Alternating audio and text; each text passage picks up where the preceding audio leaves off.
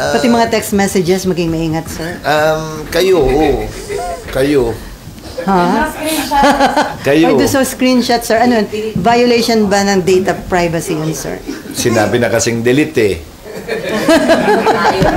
Pero sir, taking off from ano. Hindi, meron ng disappearing messages ngayon eh. Oo, Diba? automatic. Ano? Eh, pero kung bago mag-disappear na screenshot. Kasalanan bang maraming alam? Ikaw naman.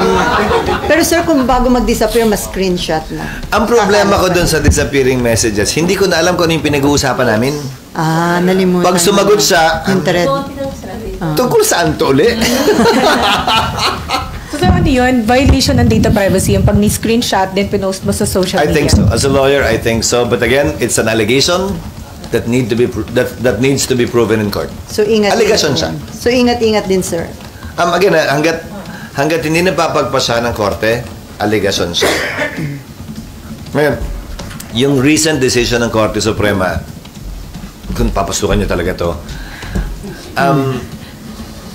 paglabag siya, pero pwedeng gamitin bilang ebidensya. Kasi may prinsipyo sa korteng fruit of the poison tree.